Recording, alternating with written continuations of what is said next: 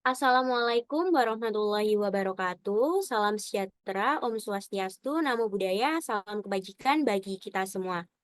Di sini, saya dan anggota kelompok saya akan menyampaikan sebuah penjelasan tentang salah satu studi kasus dengan mengusung tema korupsi yang ada di Indonesia dengan judul Peran Partai Politik terhadap Kader yang Melakukan Tindakan Pidana Korupsi dengan mengusung studi kasus Setia Novanto, pelaku korupsi EKTP.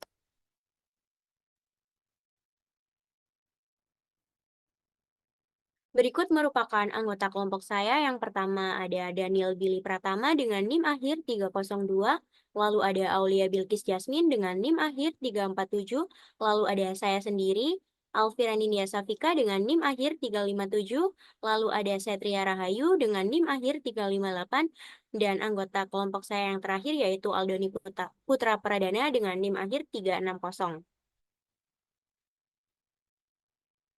Lalu selanjutnya, saya akan menjelaskan terkait latar belakang. Jadi, latar belakang kasus ini berfokus pada peran partai politik dalam konteks tindak pidana korupsi di Indonesia, dengan studi kasus yang menyoroti Setia Novanto, seorang kader Partai Golkar, sekaligus mantan Ketua DPR RI yang terlibat dalam skandal skandal korupsi proses KTP elektronik atau yang biasa disebut dengan EKTP. Korupsi ini merupakan masalah serius yang mengancam integritas sistem pemerintahan dan demokrasi di Indonesia. Dan partai politik memiliki tanggung jawab yang sangat penting dalam mencegah tindakan korupsi di kalangan kader-kadernya, dengan cara melakukan pengawasan dan pelatihan untuk cara pencegahannya. Karena korupsi sendiri memiliki dampak yang sangat luas bagi kehidupan berbangsa dan bernegara. Selanjutnya akan dilanjutkan oleh rekan saya.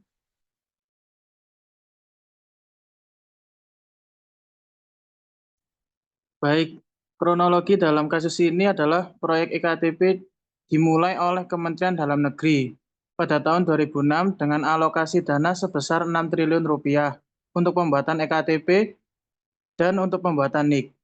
Target proyek ini adalah merekam data 6,7 juta penduduk pada tahun 2011 dan seluruh 200 juta penduduk Indonesia pada tahun 2012.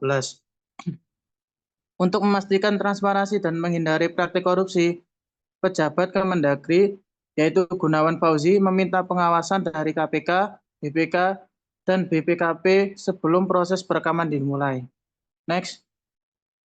Baik, selanjutnya akan dilanjutkan oleh rekan saya. Baik, dalam pembahasan ini, kader yang terlibat dalam tindak pidana korupsi dengan fokus pada studi kasus Setia Novanto, mantan Ketua DPR, yang terlibat dalam skandal korupsi proyek KTP elektronik. Dalam konteks sistem pemerintahan Indonesia yang menganut demokrasi multipartai, partai politik berfungsi sebagai saluran aspirasi masyarakat dan bertanggung jawab dalam proses rekrutmen kader, yang dimana pengawasan dan pelatihan oleh partai politik terhadap anggota sangat penting untuk mencegah tindakan korupsi, serta perlunya sanksi tegas bagi kader yang melanggar. Lalu ada faktor penyebab korupsi EKTP, yaitu pertama, penyalahgunaan wewenang, yang dimana Setia Novanto terbukti menyalahgunakan posisinya sebagai anggota DPR dan ketua fraksi Golkar untuk memuluskan pengesahan anggaran proyek EKTP. Ia berperan dalam memastikan bahwa anggaran sebesar 2, triliun rupiah disetujui oleh DPR, meskipun sebelumnya pengajuan anggaran tersebut mengalami kesulitan. Lalu, Novanto juga terlibat dalam mengatur pemenang lelang proyek, yang menunjukkan adanya kolusi antara pihak-pihak yang terlibat. Yang kedua adalah intervensi dalam proses anggaran. Setia Novanto melakukan intervensi dengan memperkenalkan pengusaha Andi Agustinus kepada pihak-pihak di DPR untuk memudahkan proses penganggaran EKTP ini. Hal ini juga menunjukkan adanya hubungan yang tidak etis antara penjabat publik dengan pengusaha, yang dapat menciptakan peluang untuk praktek korupsi. Setia Novanto diduga menerima komisi sebesar 7,3 juta USD sebagai imbalan atas bantuannya dalam pengesahan anggaran tersebut. Yang ketiga, adanya keterlibatan banyak pihak. Dalam kasus ini melibatkan banyak individu, termasuk penjabat Kementerian Dalam Negeri dan anggota DPR lainnya, yang juga diduga menerima suap dari proyek EKTP ini. Keterlibatan banyak pihak menciptakan jaringan korupsi yang lebih luas, yang di mana Novanto berfungsi sebagai salah satu aktor kunci dalam memfasilitasi aliran dana ilegal. Hal ini memperlihatkan bahwa korupsi seringkali merupakan hasil dari kolaborasi antara berbagai pihak dengan kepentingan pribadi. Yang terakhir, adanya kurangnya pengawasan dan akuntabilitas. Sistem pengawasan yang lemah dalam proses penganggaran dan pelaksanaan proyek pemerintah memberikan ruang bagi praktik korupsi untuk berkembang. Setia Novanto memanfaatkan kurangnya transparansi dan akuntabilitas ini dalam sistem untuk melakukan tindak pidana korupsi tanpa takut adanya konsekuensi hukum.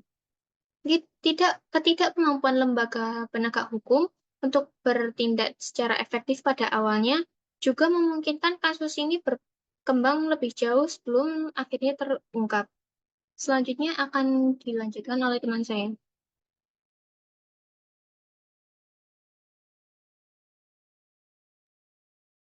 Selanjutnya, analisis berdasarkan etika. Yang pertama, tanggung jawab moral. Dalam konteks kasus Setiawan Novanto yang merupakan kader dari Partai Golkar dan mantan Ketua DPR, terdapat argumen bahwa partai harus bertanggung jawab atas tindakan anggotanya yang terlibat dalam korupsi. Tindakan korupsi ini tidak hanya mencoreng nama baik individu, tetapi juga reputasi partai secara keseluruhan. Oleh karena itu, partai politik perlu menerapkan sanksi tegas terhadap kader yang melakukan tindak pidana korupsi dan memperkuat pengawasan serta pembinaan untuk mencegah terulangnya tindakan serupa. Yang kedua, pembinaan etika. Partai politik juga perlu melakukan pembinaan etika kepada kader-kadernya. Hal ini dapat dilakukan melalui program-program pelatihan yang akan menekankan pentingnya moralitas dalam menjalankan tugas publik. Dengan membangun kesadaran akan dampak negatif dari korupsi, partai dapat membantu kader memahami tanggung jawab mereka sebagai wakil rakyat. Selanjutnya akan dilanjutkan oleh rekan saya. Baik, prinsip etika. Dalam sistem politik di Indonesia, partai politik berperan sebagai wadah aspirasi masyarakat dan juga bertanggung jawab untuk melakukan rekrutmen serta pengawasan terhadap kadernya. Etika yang diusung mencakup untuk memberikan pelatihan yang ketat, memberikan sanksi terhadap anggota yang melakukan korupsi, serta mendorong reformasi untuk menciptakan sistem pemerintahan yang baik, bersih, dan transparan. Dengan menetapkan nilai-nilai moral dan integritas sebagai landasan, diharapkan partai politik di Indonesia dapat mencegah tindakan korupsi dan memperkuat kepercayaan masyarakat terhadap sistem politik di Indonesia. Next. Baik, selanjutnya akan dilanjutkan oleh rekan saya. Selanjutnya, pencegahan. Yang pertama, keterbukaan dan transparansi dalam pengadaan barang dan jasa. Proses ini harus dilakukan secara terbuka melalui tender yang transparan sehingga semua pihak memiliki kesempatan yang sama. Hal ini dapat mencegah praktik kolusi, suap, dan penunjukan langsung yang tidak sah. Penggunaan teknologi seperti sistem EKTP juga dapat meningkatkan akuntabilitas dalam setiap tahap pengadaan. Yang kedua, pengawasan ketat oleh lembaga independen, yang dimana melibatkan pengawasan seperti KPK, BPK, atau BPKP sejak awal proses perencanaan hingga pelaksanaan proyek. Pengawasan ini bertujuan untuk mendeteksi penyimpangan sejak dini dan memastikan bahwa anggaran digunakan sesuai dengan tujuan tanpa adanya make up atau persetujuan. Yang ketiga, peningkatan akuntabilitas dan efisiensi anggaran. Pemerintahan perlu menerapkan mekanisme biaya satuan yang jelas untuk menghindari penggelembungan anggaran. Selain itu, reformasi dalam pembahasan anggaran di legislatif juga diperlukan agar lebih teliti dan bebas dari investasi pihak tertentu yang berpotensi menimbulkan korupsi. Selanjutnya akan dilanjutkan oleh rekan saya.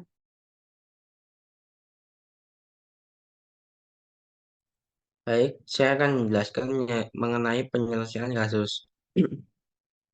Dalam menangani beberapa kasus-kasus tindak pidana korupsi yang melibatkan beberapa kader partai politik, terdapat beberapa langkah penyelesaian yang dapat diambil.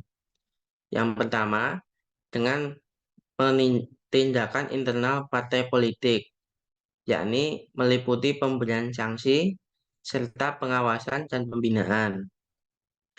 Yang kedua, dengan tindakan hukum. Hal ini meliputi proses koordinasi hukum yang tegas, serta koordinasi dengan para penegak hukum. Dan yang ketiga, dengan reformasi sistemik, peningkatan transparansi dan akuntabilitas, serta advokasi untuk reformasi kebijakan. Dan yang keempat, dengan mengedukasi dan kesadaran publik. Hal ini meliputi kampanye mengenai kesadaran anti korupsi. Next.